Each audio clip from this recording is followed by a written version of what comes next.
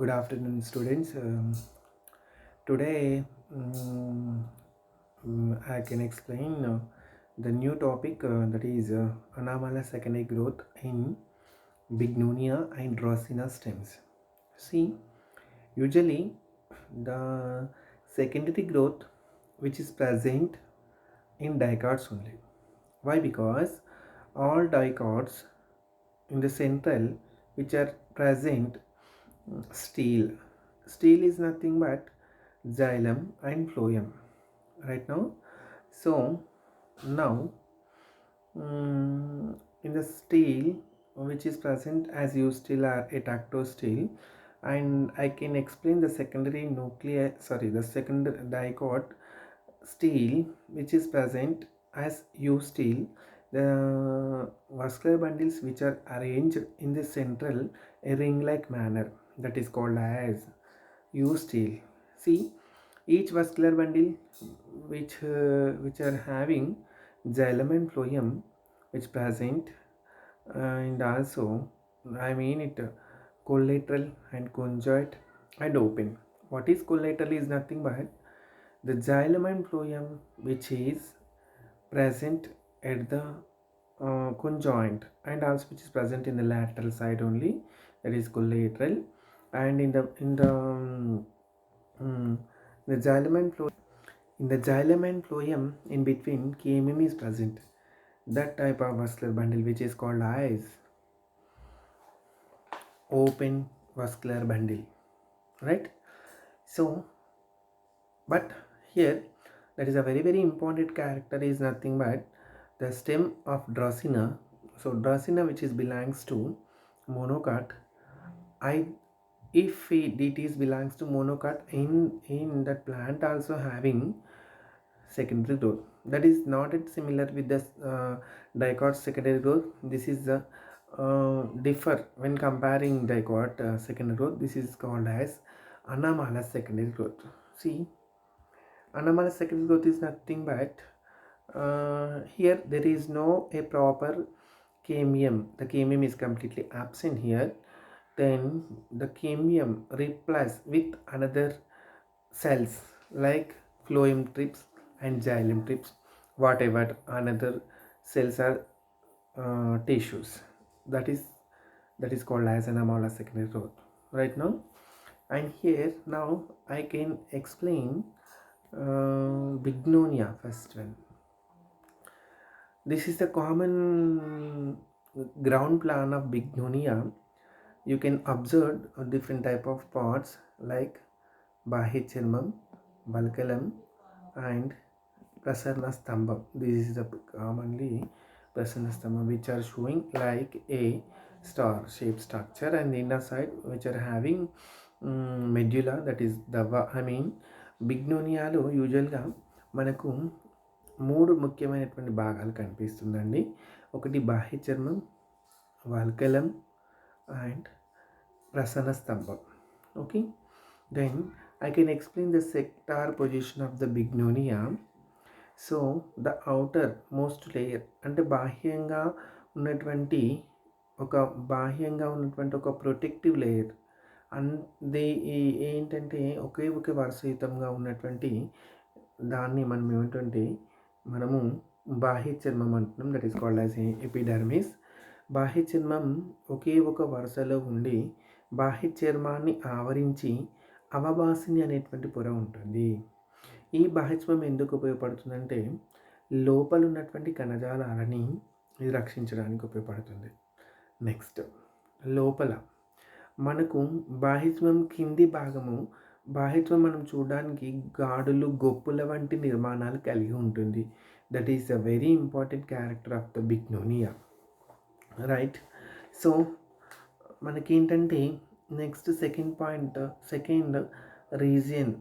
Part తీసుకుంటే వల్కలం. బాహ్యచర్మం కింద ఉన్నటువంటి భాగాన్ని మనం ఏమంటుంటే వల్కలం అంటున్నాం. సో ఈ వల్కలం అనేటువంటిది this is commonly called as వల్కలం. వల్కలంలో మనకు ముఖ్యంగా మళ్ళీ 3 భాగాలు కనిపిస్తుంది. ఒకటి అధర్ చర్మం, రెండోది సామాన్య వల్కలం, the simple cortex region, the third one that is అంతఃచర్మం. వల్కలంలో గట్టుగా దిగువ భాగంలో 3 నుంచి 4 కణాల వరుస మందంతో స్థూలకోణ కణజాలంతో నిర్మితమైనటువంటి అధచర్మం ఉంటుంది. దీనికి లోపల వైపున మనకు 4 నుంచి 5 వరుసల హరిత మృదు కణజాలం. This is the common parenchymatous tissue, that is a green parenchymatous tissue which is present. This is the second region, that is a simple cortex region. Okay. సామాన్య వల్కలంలో ఉన్న కణాల మధ్య కణాంతర అవకాశాలు ఉంటాయి. ఎందుకంటే అది మృదు కణజాలం, హరిత మృదు కణజాలం కాబట్టి కణాంతర అవకాశాలు ఎక్కువగా ఉండి బిగ్నోనియా కాండంలో అంతఃచర్మమైనటువంటి వల్కలంలో ఉన్నటువంటి మూడవ పొర అంతఃచర్మం అంత స్పష్టంగా కనిపించబడదు. నెక్స్ట్ బాహ్యచర్మం అయిపోయింది, వల్కలం కూడా అయిపోయింది. ఇప్పుడు మనము ప్రసరణ స్తంభం గురించి చదువుదాం. ఓకే. సో ప్రసరణ స్తంభంలో యూజువల్గా ప్రసరణ స్తంభం మనకి మళ్ళీ 3 ముఖ్యమైనటువంటి భాగాలు కనిపిస్తాయండి. ఒకటి ప్రసరణ స్తంభంలో ఆవరించబడి ఉన్నటువంటి ఫస్ట్ లేదా మొట్టమొదటి పొరని మనం ఏమంటామంటే పరిచక్రం అంటున్నాం. రెండవది నాళికా పుంజాలు, మూడోది దవ్వ. ఓకే. సో ప్రసరణ స్తంభంలో మొట్టమొదట వచ్చే పొరనే పరిచక్రం అంటున్నాం. ఈ పరిచక్రం దృఢ కణజాల పీలికల రూపంలో మృదు కణాలతో ఏకాంతరంగా ఉంటుంది. నాళికా పుంజాల చుట్టూ మొత్తం కూడా నాళికా పుంజాల చుట్టూ మృదు కణజాలంతో నిర్మితమైనటువంటి దవ్వ మనకు కనబడుతుంది. ఓకే. మొత్తం కూడా ఒక వలయాకారంలో ఉండడం జరుగుతుంది. ఓకే.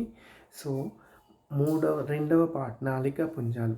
సో ప్రతి ఒక్క నాళికా పుంజం మనం తీసుకున్నప్పుడు నాళికా పుంజంలో మనకు ఎలా ఉంటుందంటే సంయుక్త నాళికా పుంజము మీన్స్ బయటి వైపుకు జైలం మీన్స్ దారువు, కింది వైపుకు ఫ్లోయం పి, జైలం అండ్ ఫ్లోయంని విభజిస్తూ విభాజక కణజాలము అంటే దారువు బాహ్య చర్మంలో అమరి ఉంటుంది. పోషక కణజాలము లోపల వైపు అంటే లోపల సైడ్ అమరి ఉండడం జరుగుతుంది. అదేవిధంగా దారువు మరియు పోషక కణజాలాన్ని విభజిస్తూ విభాజక కణజాలం ఉండడం జరుగుతుంది. ఈ విధంగా ఉన్నటువంటి నాళికా పుంజాన్ని మనం ఏమంటామంటే సంయుక్తం, సహపార్శ్వం అండ్ వివృత నాళికా పుంజాలు అనడం జరుగుతుంది. ఓకే. అండ్ దారులో మనకు ప్రథమాదారుకం అండ్ అంత్యదారు అని ఉంటుంది. I can explain here. ప్రథమాదారు అనేటువంటిది చాలా చిన్న సైజులో ఉంటుంది, ఇంకా కొంచెం పెద్ద సైజు, ఇంకా కొంచెం పెద్ద సైజు, చివరికి పెద్ద సైజులో ఉంది. దారు యొక్క అమరిక ఇలా కనిపిస్తుంది. అంటే పెద్దగా ఉన్నటువంటి దారును మనము అంత్యదారు అంటున్నాం. ఓకే. అండ్ స్మాల్ సైజ్ మనం ఏమంటాం దీన్ని ప్రథమాదారు అనడం జరుగుతుంది. ఓకే. ప్రథమాదారు లోపల వైపు కమరున్న వల్ల దీన్ని అంతర ప్రథమాదారుక స్థితి అనడం జరుగుతుంది. నెక్స్ట్ సో ఇదంతా ప్రసరణ స్తంభంలో ఉన్నటువంటి దారువు మరియు పోషక కణజాలం మరియు విభాజక కణజాలం ఉంది కదా. దీనిలో మనకి ప్రసరణ స్తంభం లోపల మనకు కొన్ని నారలు కూడా కనిపించడం జరుగుతుంది. ఓకే. ఆ నారలు అక్కడక్కడ మనకు కనిపించడం జరుగుతుంది. Clear? This is the sector position of Bignonia. We can see three type of the regions. Outer layer, that is బాహ్య చర్మం. సెకండ్ వల్కలం. వల్కలం మళ్ళీ 3 విభాగాలుగా ఉంది. మనకు వల్కలం తీసుకున్నప్పుడు అధచర్మం, సామాన్య వల్కలం, అంతఃచర్మం అని కూడా ఉంది. సో ప్రసరణ స్తంభం లాస్ట్ 3వ భాగం. ప్రసరణ స్తంభంలో మళ్ళీ 3 భాగాలు మనం చూసాము. ఆ 3 భాగాలు పరిచక్రం, నాళికా పుంజాలు, అదేవిధంగా దవ్వ. ఓకే. ఇదంతా కూడా దవ్వ ఉందండి. ఈ దవ్వ భాగం అంతా కూడా మృదు కణజాలంతో నిర్మితమై ఉంటుంది. అంటే మృదు కణజాలం అంటే సాధారణంగా మృదు కణజాలము కణాంతర అవకాశాలను కలిగి ఉండి అదేవిధంగా హరితరుని కలిగి ఉంటే క్రిందిన సంయోగం జరుపుతాయి. లేదంటే ఆహార పదార్థాలను నీటిని నిల్వ చేయడానికి ఉపయోగపడుతుంది. ఏది? ఈ దవ్వ. ఓకే. నా ఇప్పుడు మనము బిగ్నోనియాలో గల అసంగత ద్వితీయ వృద్ధి ఎలా ఉంటుందనేది చదువుకోవాలి. సో ద్వితీయ వృద్ధిలో ద్వితీయ వృద్ధి అనగానే ఏమి అసలు? What is secondary growth, which means which produce secondary tissues like secondary phloem and secondary xylem. I mean, ద్వితీయ వృద్ధి అంటే ద్వితీయ కణజాలాల ఉత్పత్తి మీన్స్ ద్వితీయ దారువు మరియు ద్వితీయ పోషక కణజాలం. ఓకే, ప్రసన్న స్తంభంలో మొదట ద్వితీయ వృద్ధి మొదలవుతుంది. ఎలా అంటే పుంజం లోపల ఉన్నటువంటి కణజాలాన్ని పుంజాంతర కణజాలం అనడం జరుగుతుంది. ఇంతకుముందు మనము ద్వితీయ వృద్ధి చదువుకున్నప్పుడు మెయిన్ ద్విదళ బీజాలు ద్వితీయ వృద్ధి చదువుకున్నప్పుడు మీరు ఆల్రెడీ చూశారు. ఎలా ఉంది? పుంజం లోపల అంటే దారువు మరియు పోషక కణజాలానికి మధ్యలో విభాజక కణజాలం ఉంటుంది. దాన్ని పుంజాంతర విభాజక కణజాలం అనడం జరుగుతుంది. ఓకే, రెండు పుంజాల మధ్య విభాజక కణజాలం కూడా ఉంటుందని చదివినాం. దాన్ని మనం ఏమంటుంటే పుంజాల మధ్య విభాజక కణజాలం అంటున్నాం. అండ్ ఫైనలీ పుంజాల మధ్య విభాజక కణజాలాలు రెండూ కలిసి మనకు విభాజక కణజావళి వలయం ఏర్పడడం జరుగుతుంది. ఈ విధంగా విభాజక కణావళి వలయం చర్య వల్ల మొట్టమొదటిసారిగా దారువు లోపలి వైపుకు, ద్వితీయ పోషక కణజాలము బయటి వైపుకు ఉత్పత్తి చేయడం జరుగుతుంది. ఓకే, సో ఇవి రెండు కూడా ద్వితీయ దారువు ద్వితీయ పోషక కణజాలం రెండు కూడా మొట్టమొదటిసారిగా సమాన నిష్పత్తిలో ఉత్పత్తి కావడం జరుగుతుంది. కొంతకాలం తర్వాత విభాజక కణావళి వలయము కొంతకాలం తర్వాత విభాజక కణావళి వలయం చర్య వల్ల ద్వితీయ దారువు ద్వితీయ పోషక కణజాలంలో ఉత్పత్తి చేసేటువంటి నిష్పత్తి వేరువేరుగా ఉంటుంది. ఏ విధంగా అంటే సాధారణంగా ద్వితీయ దారువు తక్కువగా ఉత్పత్తి అయి ద్వితీయ పోషక కణజాలం ఎక్కువగా ఉత్పత్తి అవ్వడం జరుగుతుంది. యూ మీన్ దారువు high which is produce high and తక్కువ పర్సెంట్ ఏమో పోషక కణజాలం మీన్స్ ఫ్లోయం అనేటువంటి ఉత్పత్తి చేయడం జరుగుతుంది. ఈ విధంగా దారువు తక్కువ అండ్ పోషక కణజాలం ఎక్కువ ఉత్పత్తి అవ్వడం వల్ల ద్వితీయ దారువు 4 చోట్ల యు ఆకారపు శిలువగా మారడం జరుగుతుంది. యు ఆకారపు శిలువ. ఓకే, ద్వితీయ కణజాలము ఎక్కువగా ఏర్పడింది కనుక ద్వితీయ పోషక కణజాలము 4 యు ఆకారపు గాడులలో నిండి ఉండడం జరుగుతుంది. విభాజక కణజాల అసంగత చర్య వలన ద్వితీయ కణజాలాలు మీన్స్ ప్రాథమిక దారువు ప్రదేశంలో ద్వితీయ దారువు, ప్రాథమిక పోషక కణజాలం ప్లేస్లో ద్వితీయ పోషక కణజాలం ఏర్పడడం వల్ల ప్రసన్న స్తంభంలో యు ఆకారపు శిల్వలు ఏర్పడి దానివల్ల బయటికి ఒక రకమైనటువంటి పీడనం కలగడం వల్ల బయట ఉన్నటువంటి బాహ్య చర్మం పైన ఒత్తిడి కలిగి బాహ్య చర్మం అనేటువంటిది పగలడం జరుగుతుంది. మీన్స్ బాహ్య చర్మం పగిలి వలకల కణాలు బయటకు ఉత్పత్తి కావడం జరుగుతుంది. ఈ విధముగా బయటకు వచ్చినటువంటి వలక కణాలు ఒక రక్షక పొర ఏర్పడడం జరుగుతుంది. ఈ రక్షక పొరని మనం ఏమంటామంటే బెండు విభాజక కణజావళి వలయము అనడం జరుగుతుంది. ఈ బెండు విభాజక కణజావళి వలయం వలన లోపలి వైపుకు మనకు ద్వితీయ దారువు ద్వితీయ వలకల కణాలు ఏర్పడడం జరుగుతుంది. ఈ ప్రొటెక్టివ్ లేయర్ ఏర్పడక ముందు విభాజక కణజావళి వలయం ఏర్పడక ముందు ఆల్రెడీ వలకలం ఉంది. దాన్ని ప్రాథమిక వలకలయం అంటున్నాం. ఈ విభాజక కణావళి వలయం చర్య వలన లోపలి వైపుకు ద్వితీయ వలకల కణాలు ఏర్పడి బయటి వైపుకు ఈ ద్వితీయ వలకల కణాలు అన్నీ కూడా మృదు కణజాల నిర్మితంగా ఉంటుంది. ఇవి కూడా ఏ విధంగా అంటే ద్వితీయ మృదు కణజాల వలకల కణాలు సున్నితంగా ఉండి కణాంతర అవకాశాలు కలిగి ఉంటుంది. ఎట్ ద సేమ్ టైం బయటి వైపుకు వలకల కణాల్లో ఉన్నటువంటి విభాజక కణావళి వలయం బయటికి కొన్ని కణాలను ఉత్పత్తి చేస్తుంది. వాటిని బెండు కణాలు అంటారు. ఈ బెండు కణాలు అనేటువంటివి డెడ్ సెల్స్. అవి which is not living conditions. I mean బెండు కణాలు అనేటువంటివి నిర్జీవ కణాలు. వాటి చుట్టూ ఉన్నటువంటి కణకవచం సుబరిన్ అనే పదార్థంతో నిర్మితమై ఉంటుంది.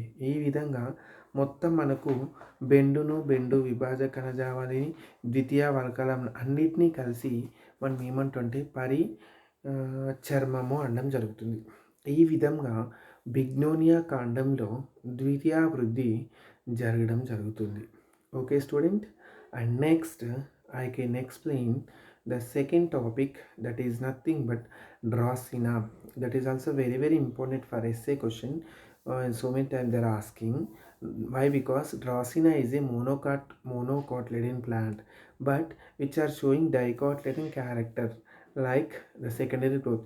This is not a similar with the secondary growth in the dicot.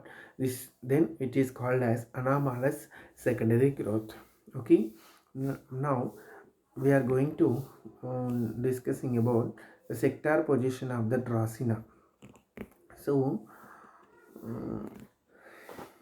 okay, సాధారణంగా ఏకదళ బీజాలలో ద్వితీయ వృద్ధి జరగదు, కానీ కొన్ని లిలియేసి కుటుంబ మొక్కలలో ద్వితీయ వృద్ధి జరుగుతుంది. ఫర్ ఎగ్జాంపుల్ డ్రాసినా మొక్క. ఇలాంటి ద్వితీయ వృద్ధిని మనం ఏమంటుంటామంటే అసంగత ద్వితీయ వృద్ధి అనడం జరుగుతుంది. ఓకే, సో మనకి డ్రాసినా లేత కాండంలో అనేక సమృత నాళికా పుంజాలు వెదజల్లబడినట్టుగా ఉంటుంది. ఒక పొలంలో విత్తనాలు ఎలా వెదజల్లబడి ఉంటుందో అలా వెదజల్లబడి ఉంటుంది. దీన్ని ఎటాక్టోస్టీల్ అనడం జరుగుతుంది. ఓకే, సో సాధారణంగా డ్రాసినా యొక్క ప్రాథమిక కాండం యొక్క సెక్టార్ పొజిషన్ మనం చూసినప్పుడు ముఖ్యంగా మనకు 3 భాగాలు కనిపిస్తుంది. బయటి వైపుకు ఉన్నటువంటిది బాహ్య చర్మం, లోపల వైపుకు ఉన్నటువంటిది వల్కలం. అదేవిధంగా 3వ భాగాన్ని మనం ఏమంటుంటే స్టీల్, దాన్ని ప్రసరణ స్తంభం అనడం జరుగుతుంది. ఓకే, నెక్స్ట్ 1వది బాహ్య చర్మము అంటున్నాను కన్నా.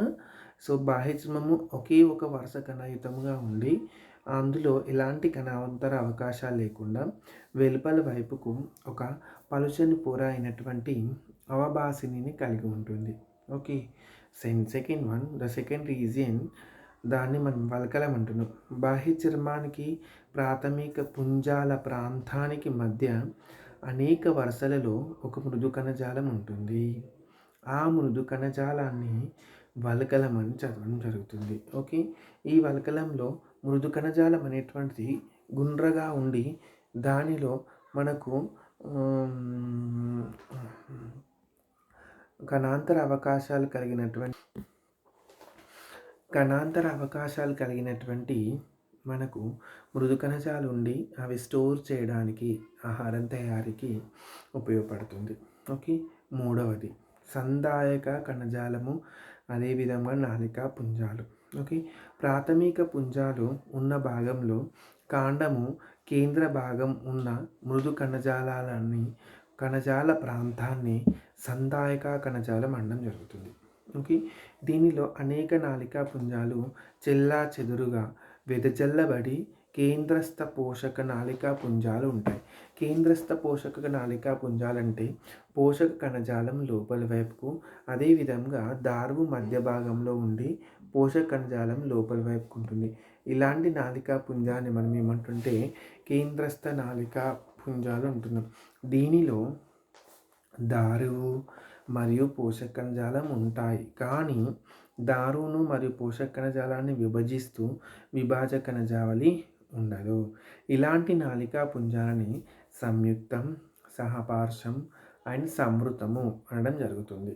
ఓకే, నెక్స్ట్ ప్రతి నాళికా పుంజం చుట్టూ ఒక తొడుగు ఉండడం జరుగుతుంది. దీనిని నాళికా పుంజపు తొడుగు అనడం జరుగుతుంది.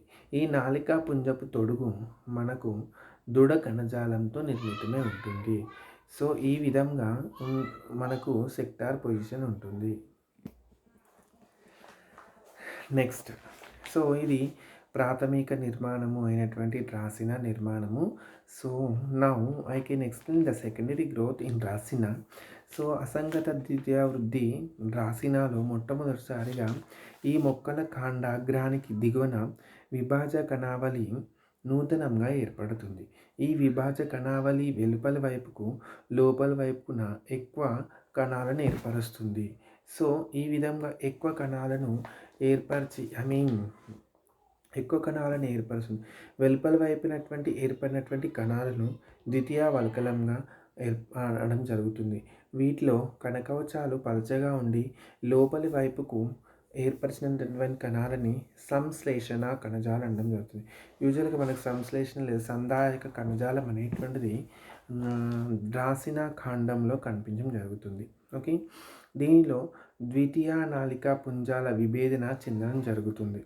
ఓకే, నెక్స్ట్ విభాజ కణావళి చర్య ఫలితంగా మనకు లోపలి వైపున ద్వితీయ నాళికా పుంజాలు ఏర్పడును. ఈ ద్వితీయ నాళికా పుంజాలు సంశ్లేషణ కణజాలంలో ఇమిడి ఉండడం జరుగుతుంది. దాని చుట్టూ మనకు దారు ఉంటుంది. అటువంటి నాళికా పుంజాలను అంటే పోషక కణజాలం మధ్యలో ఉండి దాని చుట్టూ దారు ఉంటే అలాంటి నాళికా పుంజాలను కేంద్రస్థ పోషక నాళికా పుంజాలు అనడం జరుగుతుంది. కాండం మధ్య భాగంలో మనకి ప్రాథమిక నాళికా పుంజాలు ఉంటాయి.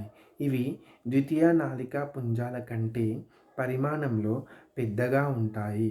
ప్రాథమిక నాళికా పుంజాలు కూడా కేంద్రస్థ నాళికా పుంజాలే. ద్వితీయ నాళికా పుంజాలు ఎక్కువగా పోషక కేంద్రస్థంగా ఉండి దాని చుట్టూ దారు ఉండి అండాకారంలో ఉండడం జరుగుతుంది. ఓకే, కొన్ని డ్రాసినా జాతులలో సహపార్శ్వ నాళికా పుంజాలు ఉంటాయి. నాళికా పుంజాలు ఏర్పరిచేటప్పుడు విభాజ కణావళి మొదట కొంత దారును ఏర్పరుస్తుంది. కొంత వ్యవధి తర్వాత పోషక కణజాలాన్ని ఉత్పత్తి చేయడం జరుగుతుంది. తర్వాత దారు ఏర్పరుస్తుంది. పోషక కణజాలం ఉత్పత్తి చెందిన తర్వాత మళ్ళీ దారువు, తర్వాత మళ్ళీ దారు. అంటే ఫస్ట్ దారు ఉత్పత్తి అయిన తర్వాత కొంత సమయం తర్వాత పోషక కణజాలం ఉత్పత్తి అవుతుంది. ఆ కొంత వ్యవధి తర్వాత మళ్ళీ దారును ఏర్పరుస్తుంది. తత్ఫలితంగా పోషక కణజాలం చుట్టూ దారు అనేటువంటిది ఏర్పడడం వల్ల కేంద్రస్థ పోషక నాళికా కణజాలాలు లేదా నాళికా పుంజాలు ఏర్పడడం జరుగుతుంది. ప్రతి నాళికా పుంజం చుట్టూ ఒక ప్రత్యేకమైన తొడుగు ఉంటుంది. ఈ ప్రత్యేకమైన తొడుగుని నాళికా పుంజపు తొడుగు అంటున్నాం. So we can observe the vascular bundle sheath.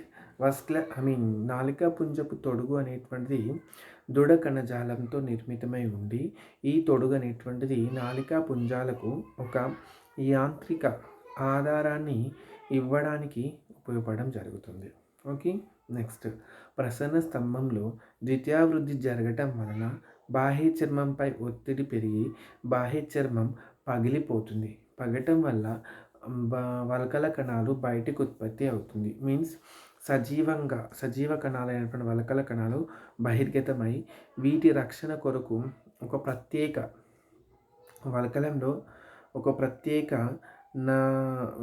విభాజ కణావళి ఒక ప్రొటెక్టివ్ లేయర్ అనేటువంటిది ఏర్పడడం జరుగుతుంది. దానిని బెండు విభాజ కణావళి అనడం జరుగుతుంది. ఇది కూడా ఒక వలయాకారంలో ఏర్పడి ఈ బెండు విభాజ కణజావళి చర్య వల్ల అది విభజన చెందటం వల్ల వెలుపలి వైపుకు బెండో కణజాలము, లోపలి వైపుకు ద్వితీయ వల్కల కణాలు ఏర్పడడం జరుగుతుంది.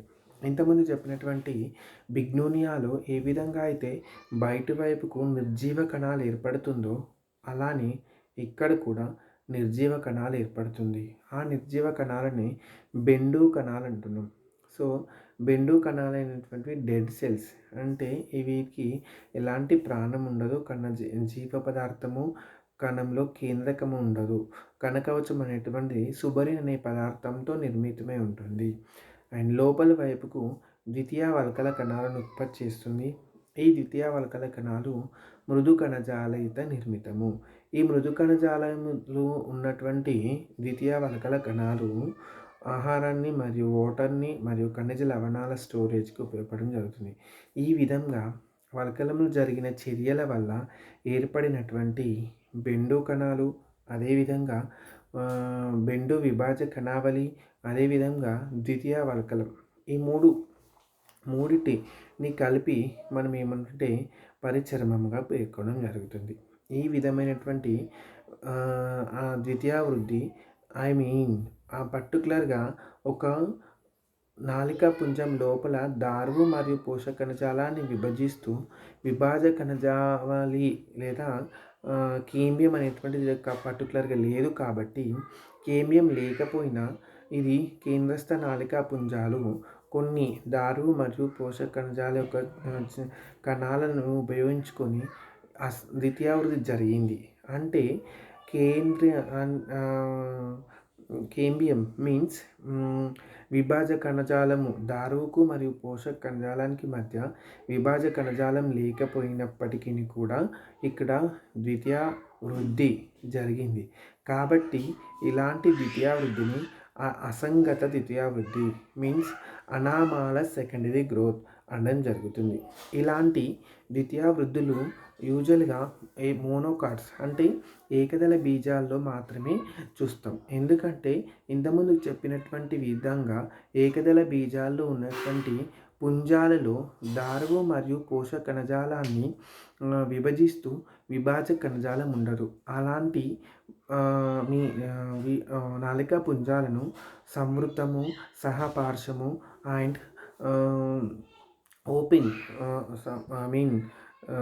సంయుక్తము, సహపార్శ్వము అండ్ సంవృతం అంటున్నాం. వివృతం అని అంటే విభాజ కణజాలు ఖచ్చితంగా ఉండాలి. ఈ విధమైనటువంటి అసంగత ద్వితీయ వృద్ధి డ్రాసినాలో జరుగుతుంది. That is a very very important. And dracaena కాండంలో కొన్ని ప్రత్యేక లక్షణాలు ఉన్నాయి. కేవలం 3 నేను చెప్పాలనుకుంటున్నాను. ఏంటి అంటే, ఒకటి విభాజ కణావళి ఏర్పడటం, అంటే అసంగత ద్వితీయ వృద్ధి సమయంలో విభాజ కణజావళి అనేటువంటిది ఏర్పడటం. అండ్ రెండవది ద్వితీయ వల్కలం, ద్వితీయ నాళికా పుంజాలు. నేను చెప్పినాను కదా, అసంగత ద్వితీయ వృద్ధిలో ప్రాథమిక నాళికా పుంజాలు, అదేవిధంగా ద్వితీయ నాళికా పుంజాలు ఏర్పడింది. అంటే ద్వితీయ నాళికా పుంజాలు అన్ని కాండాల్లో ఏర్పడవు. కేవలం డ్రాసినా కాండంలో ద్వితీయ నాళికా పుంజాలు ఏర్పడిన కాబట్టి ఇది ఒక ప్రత్యేక లక్షణము. అదేవిధంగా అన్ని కాండాల్లో ఉన్నటువంటి ప్రత్యేక లక్షణమే ఇందులో కూడా ఉంది. అదేంటిదంటే బెండు విభాజ కణావళి వలయం ఏర్పడటం. These 3 main features are mainly very very important dracaena. So ఇవి డ్రాసినా అండ్ బిగ్నోనియాలో ఉన్నటువంటి ప్రత్యేకమైనటువంటి గ్రౌండ్ ప్లాన్, దాంట్లో ఉన్నటువంటి సెక్టార్ పొజిషన్, దాంట్లో ఉన్నటువంటి బాహ్య అనాటమీ స్ట్రక్చర్, సెక్టార్ పొజిషన్లో ఉన్నటువంటి వివిధ భాగాలు, బాహ్య చర్మము, వల్కలము, ప్రసన్న స్తంభము, అందులో జరుగుతున్నటువంటి ద్వితీయ వృద్ధి. ఈ విధంగా మనము ఒక మొక్కలో ద్వితీయ వృద్ధి జరిగి, అదేవిధంగా ఆ ద్వితీయ వృద్ధి జరిగిన తర్వాత ప్రాథమిక దారువు మరియు ప్రాథమిక పోషక కణజాలంలో ప్లేస్లో in the replace of the primary xylem, primary phloem which present the primary secondary xylem, second phloem. ఒక ద్వితీయ వృద్ధిలో విభాజ కణావళి వలయం యొక్క చర్య వల్ల ప్రాథమిక పోషక కణజాలం ప్లేస్లో ద్వితీయ పోషక కణజాలము అండ్ ప్రాథమిక దారువు ప్లేస్లో ద్వితీయ దారువు ఏర్పడే విధానముని మనం ఏమంటున్నాం, ద్వితీయ దారువు అంటున్నాం. ఇక్కడ అసంగత ద్వితీయ వృద్ధి అని పేరెందుకు వచ్చిందంటే, నార్మల్గా జరిగేటువంటి ద్వితీయ వృద్ధి అది కేవలం ద్విదళ బీజాల్లో మాత్రమే కనిపించును. ఏకదళ బీజాల్లో అసలు ద్వితీయ వృద్ధే జరగదు. ఒకవేళ జరిగితే దాంట్లో అది నిజమైనటువంటి ద్వితీయ వృద్ధి కాదు. ఎందుకంటే నాళికా పుంజం లోపల దారువును మరియు పోషక కణజాలాన్ని వేరు చేస్తూ విభాజ కణజాలం ఉండదు. అంటే విభాజ కణజాలం ఉండదు అంటే విభాజ కణావళి వలయం ఏర్పడదు. విభాజ కణావళి వలయం ఏర్పడదంటే అక్కడ ద్వితీయ కణజాలాలైనటువంటి ద్వితీయ దారువు మరియు ద్వితీయ పోషక కణజాలాలైనటువంటివి ఏర్పడవు. కాబట్టి అందులో అది నిజమైనటువంటి ద్వితీయ వృద్ధి కాదు. కాబట్టి అది ఒక అసంగత ద్వితీయ వృద్ధి, అనామల సెకండరీ గ్రోత్ అనడం జరుగుతుంది. Okay, the difference between bignonia and also dracaena. Okay students, thank you one and all.